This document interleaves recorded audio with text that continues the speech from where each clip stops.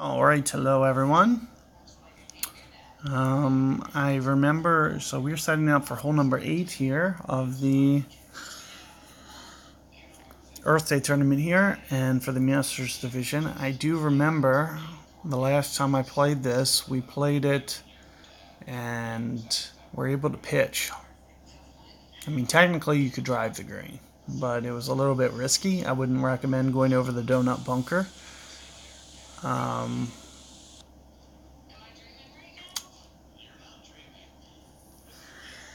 So hopefully, it's at least enough downwind that you can get it to that last fairway at the very least.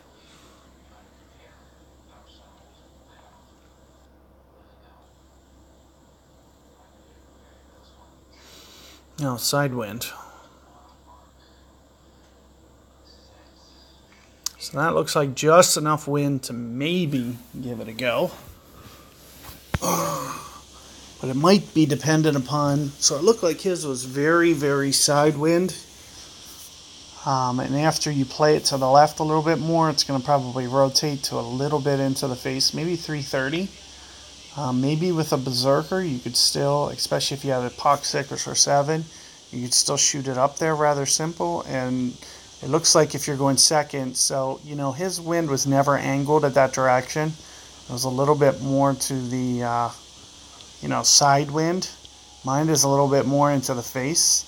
So we're going to be we're talking about landing more in this with a full power shot. Going to be quite a bit of a risk. As you can see, there's only a ring or two of error there. So we're probably going to just stay away from that shot. And just do this shot over where you see him.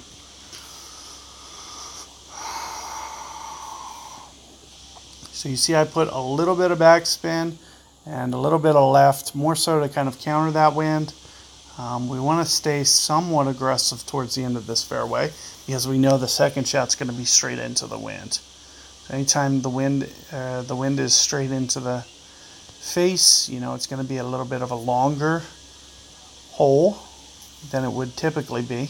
Normally, you wouldn't have to really, but as you can see, this guy's kind of into power. I've been over here a couple times. I don't usually ever go this way, but I know that it's, a very long 3-wood.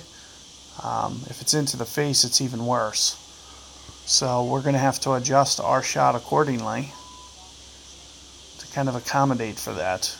So, staying aggressive towards the end of the fairway there can be beneficial to you, as it'll give you the best opportunity to, not need to go into power. I'm assuming what we're going to do is more set up to, well, first off, I'll probably definitely try to side spin it.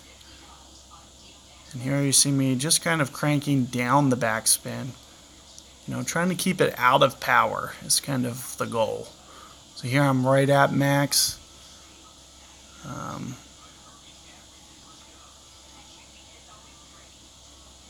going to try to set up maybe half a bar here. And keep in mind, I'm pushing up into power. 10 rings isn't going to be enough. So, great ball right. Come on.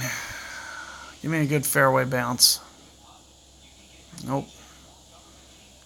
So, great ball, kind of killed me a little bit. And not to mention, looks like I just underplayed the rings a little bit because I did not hop to the fairway, to the front edge of the green like I was trying to do. I hit the fairway, but I could have done without that great ball, and then the shot wouldn't have been too bad.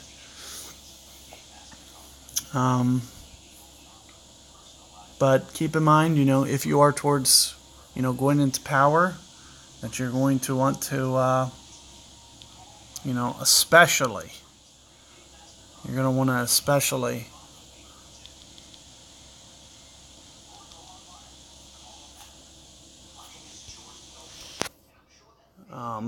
play some extra rings there on that second shot adjustment. So, the rings are kind of set up, all those numbers that you play are set up to max club. Anytime you go beyond max club, throw those rings out the window. They're wrong. So, at least you need to play maybe 0.8, 0.5 per ring. So you need to go at least, with that wind, you need to go at least 2 more. At least 12 rings there, minimum. So keep that in mind, and that's 12 rings for a 10 wind. So keep that tip in mind, for any time that you go into power like that. It's not just for that hole, or especially if it's downwind, it's going to be even worse. As you could see, for example, if you saw my shootout on the last hole, hole 7, when I got that par 3, I went, I had a very similar wind. It was like a 10. I went like 13 rings, and I was still light because it's a downhill shot as well. And, you always got to be thinking those things, because there are always factors that are going to contribute to how your shot's going to play out. So with that being said, good luck with that 8th hole, and I'll see you guys for hole number 9.